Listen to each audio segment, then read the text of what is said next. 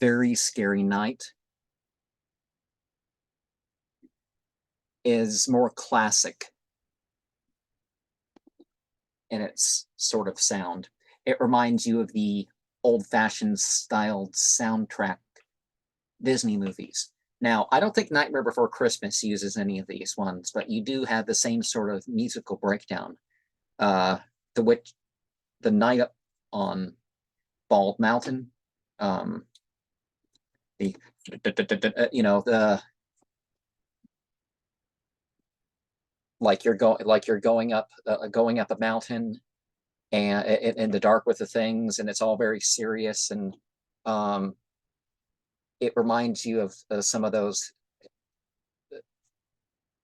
NSDAP films, um, pre and during World War II, when they had their drama or their presentation or their trial or whatever. Um,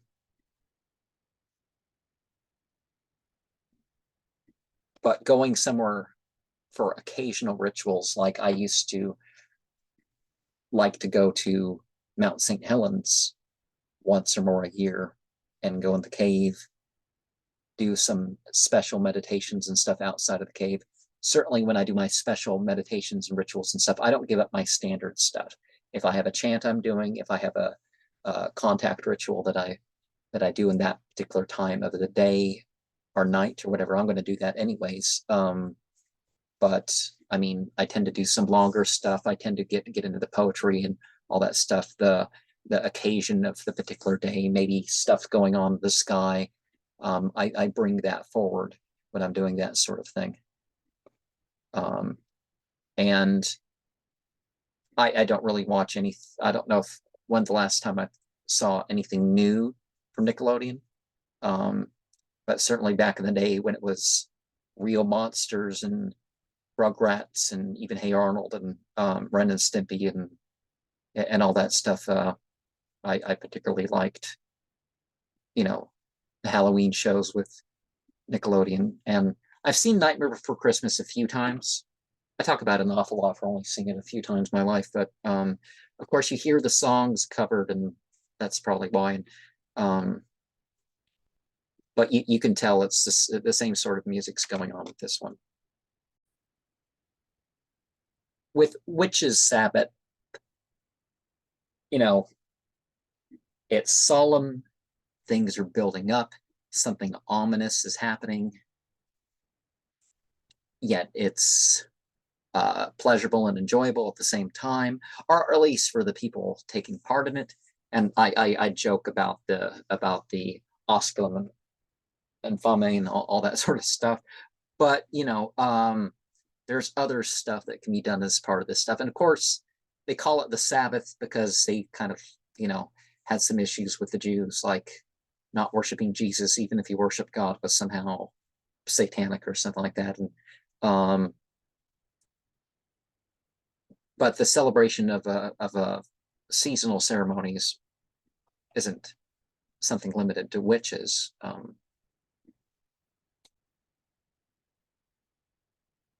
With Swan Lake, it's just the opening for this one.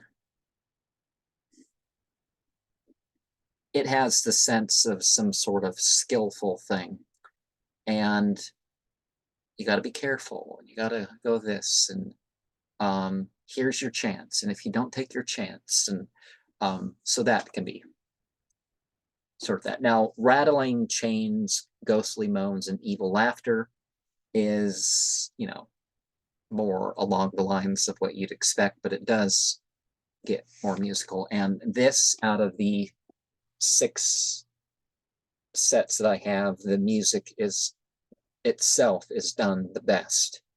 Now, the CD of the funeral stuff, that's my favorite. Because there's an effect and there's a message and an overall sense of intention and devotion behind that one, and I don't have to completely bring it in myself. Of course, I can direct it myself. So the rattling chains and the dun dun dun dun dun dun dun, it gets you into this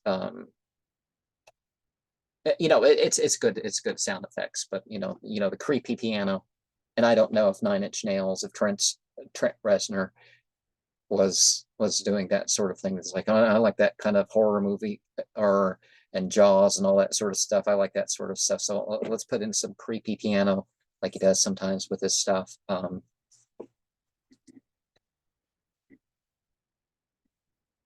And I mean, who decides what evil laughter is? But the calling out, this was the, this is, because you got to get some animal type sounds in, and what's that word, creaking sound and all that stuff.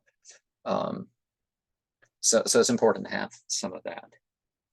And with the movies that would have this sort of thing, just like the so bad they're good sort of movies that people look at now, are there better because it's not just, let the effects wow you.